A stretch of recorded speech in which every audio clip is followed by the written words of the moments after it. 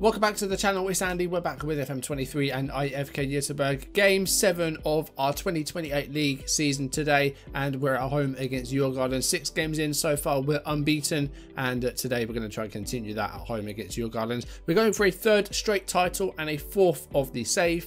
And with no European football to worry about until the summer, we can fully focus on the league. Next episode, we'll have a cup final. We'll try and win that as we just fell short last season. But today, can we continue our unbeaten start against Djurgården? If you're looking forward to the video, you're enjoying the content, drop a like, leave comments, subscribe if you haven't or if you're new, turn notifications on, check out the second channel down below, and let's jump into today's video. Let's see if we can continue this run. So last time was mainly focused on the transfer window. We brought a lot of players in, we sold some players as well, made some money, spent some money, but we did beat Sirius by 3-0 in our first game of the season. And from then on, we've done fantastically, only dropped points in 1 game.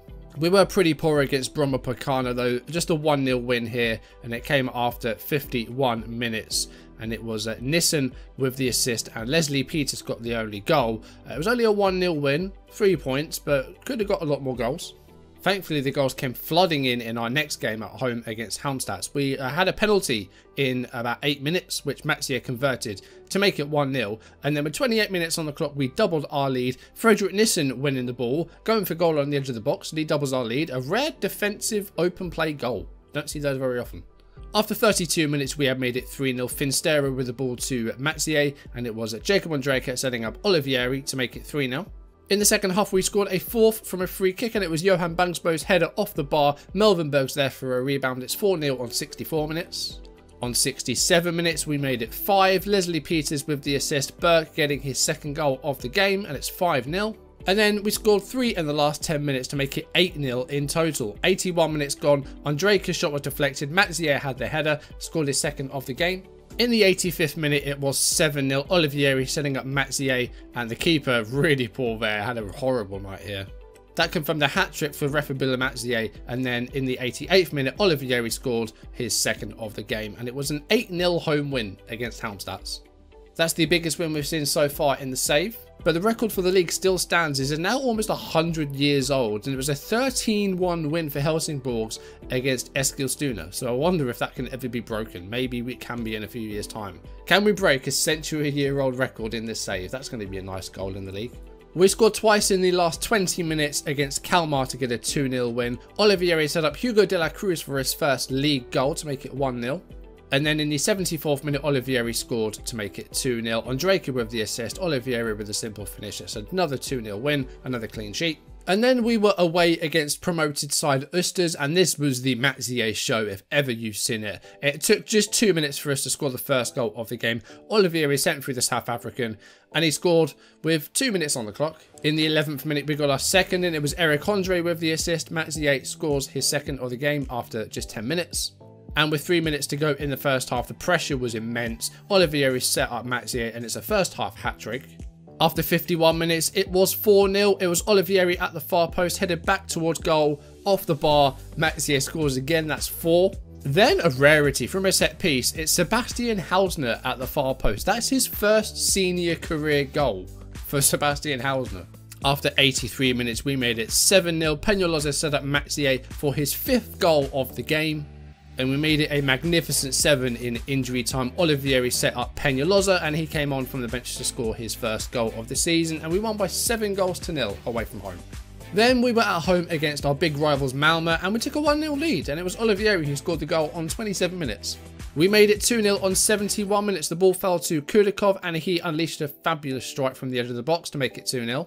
Malmö had been knocking and knocking all game, and we kept him out until the 74th minute, and we stupidly lost possession in the final third with Bangsbo. Spendi scored, and Malmö got back into the game after a defensive error. And then we unfortunately had to settle for just the 1 point after 82 minutes when Nanazi put the ball in and got Malmö back from 2-0 down to draw level. By no means the worst start to the season. We were unbeaten. We only dropped points against Malmö, and thankfully we've avoided defeat there as well. So this is looking a bit better now. We've only lost 1 of our last 5 meetings compared to the previous 7 in a row that we lost. So that's looking better at least. And looking at the league table, after 6 games, we have 5 wins and 1 draw. We've scored 23 goals. That's an average of just under 4 a game, and we've conceded just 2, and that was in the Malmö game. We had actually gone 10 games in a row, including the cup games, without conceding. So we're taking on Djurgården today, who are just behind us. They did lose away to Malmö, but they also have 5 wins out of 6.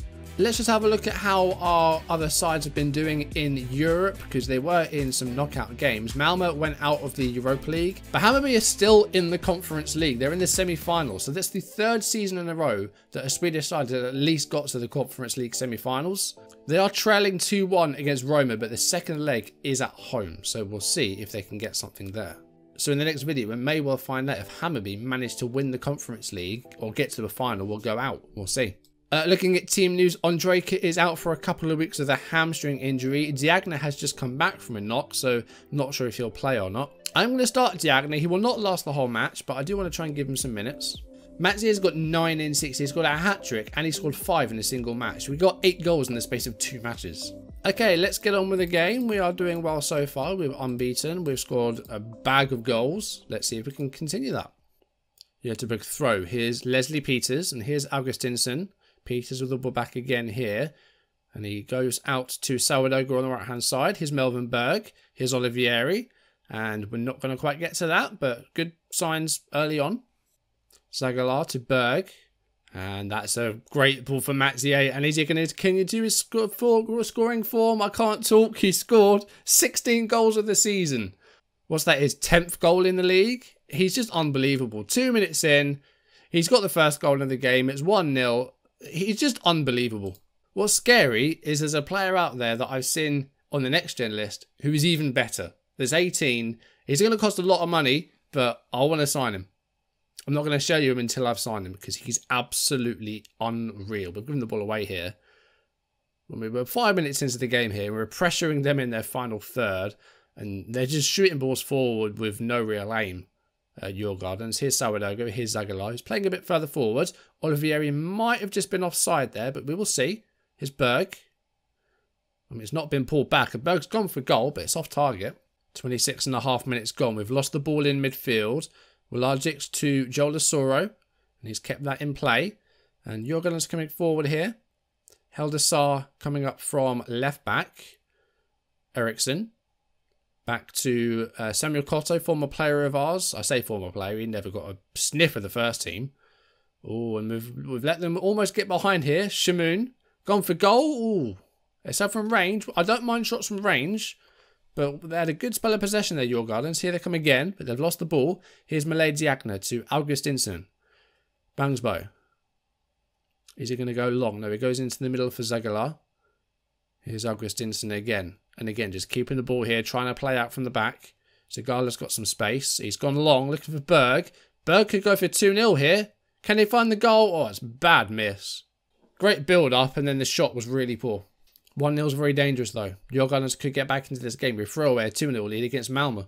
1-0 is twice as dangerous. But we do lead 1-0. We're doing well against a good side. Hopefully we can keep it up. Try and get ourselves another goal, maybe another 2 goals. We are absolutely flying at the moment, so let's try and keep this form up. Chalice goes long, and we should have that covered. We don't know. Here's Asuro. I made a little bit of a tweak, actually, and I should probably change it back. Shamoon scored within a minute of the second half. Noah Shamoon it is. Djurgården's equalised. I need to swap round Nissen and Zagalar, because Zagalar should be playing centre-back. I didn't see that, and now I need to change it. Here is Nissen, and here's Sourdough. It's a good cross. Diagne can't quite win the header, though. He was going away from goal, though, facing away from goal. And here come Djurgården's on the attack again. And we need to be very wary of this, because they're coming forward again. Stepanovic. Oh, it's Shamoon again, and Shamoon has put Djurgården's in front. It's 2-1. We're less than 5 minutes into the second half, and it's been turned around, but it's been disallowed. It will stay 1-1. There's a couple of times they've got behind us, and that's a very close call, but Shamoon was just off, according to the official. 58 minutes on the clock. We have dealt with the set piece, kind of. Here's Stepanovic, and here's Heldasar. And he's gone for goal, and he's forced Delberg into a save. So now we have a corner kick to defend, and this is getting a bit nervy for us here. Djurgården have grown into this game, and they're looking in control at the moment. More likely the side to go ahead at the moment, it seems. Here's Cotto, and Olivieri does well there, but there's a foul in there. Now they've got a free kick in a decent place. In a very decent place. Who's this? It's Asoro. This is within shooting range, definitely. It's Asoro. It's off target. Right, let's make some subs. Diagne's not doing well, and he's struggling out there. So Peñalosa is going to come on for the left-hand side. Peters is going to come off. And why is Elias Hagen? I swear this game's broken sometimes. I meant to take Carlen out of the side and I ended up taking out Hagen. In that case, Berg's going to move to advanced playmaker. And Eric Andre is going to come on for the right-hand side. I'm looking at the stats. We've kept the ball well today and the passing's good, but just the one shot on target. And Djurgårdens have broken a couple of times and managed to get that goal early in the second half. And we've got 15 minutes to go here. We're still sitting at 1-1. So if we drop points, we would be avoiding defeat and keeping that unbeaten run going. But not exactly what I want to see. I'm going to bring on Hugo de la Cruz. He's done well for us. I'm also going to bring on Manas Kuzu in place of Frederick Nissen. But despite the early goal for Matsie, we have not been at our best in this game. It's been a difficult one. I always knew it would be. But this has been a tough game for us. And it still stays 1-1. And Djurgårdens have been the better side in the second half. And they've got some space here. It's Udderfolk. And this might be the winner. But it's a good save by Pontus Dahlberg. I'm going to take off Sourdough. And I'm going to bring on a right back. I think it's Eriksson's on the bench. Yeah, Felix Eriksson will come on. Because he was homegrown. Hausner wasn't homegrown, so I had to make that change. Also, we're going to drop points again, which is a shame. I thought we would win this game, but it stays 1-1. And yeah, we were not at our best in that game. We defended fairly well, but chance creation wasn't there. Peters had a poor game. Diagna probably wasn't ready for a return to the side. Olivieri had a quiet game. Matsie scored, but otherwise was ineffective. Sourdough, again, lacking that experience at right back. I think that's a disappointing result. We do stay unbeaten after 7 matches, which is good. And, 21 goals scored. That's 3 goals a game. We've got a cup final coming up at the moment. If we don't buck up our ideas by then, we could end up handing that to AIK. But we do stay unbeaten at the very least. That's not too bad. And we've got some games coming up, which we should be able to get those results in. Trelleborg's at home, who haven't had a good start. I want to get some revenge on Landskrona after they stopped our unbeaten season last year. They got that 3-2 win, so I want to thrash them. I want to put 8 past them, maybe even more. If we're going to get the 13-1, let it be against them. We're also away against Degerfors. Then we face Elfsborg. That's going to be a tough game. And then we host Vernamo. So 5 games there, which I think, we should be able to avoid defeat in all 5. Elfsborg away, hopefully we'll get the win as well. We should still be unbeaten by the time we get to the end of May, where we have the Swedish Cup final will be against AIK. We've already knocked out Malmö. So we should be favourites in this cup final, but we'll have that next time, and hopefully we'll win ourselves another cup, because last year we lost the final to Malmö. We did win the 2 before that, which is good, but yeah, let's go for a 3rd Swedish Cup. But that's going to do it for today. Thank you for watching. If you enjoyed the video, drop a like, leave comments, and subscribe if you haven't, or if you're new, turn notifications on. Check out the second channel down below. And yes, next time, cup final, we'll go for another trophy. It's against AIK. Hopefully we can win it. And then continue with our business in the league and try and stay unbeaten as long as we can.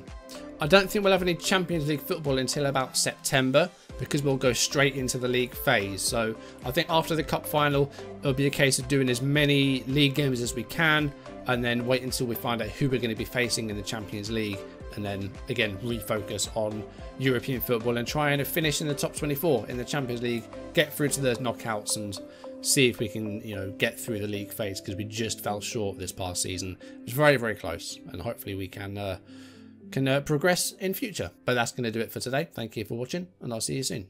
Goodbye.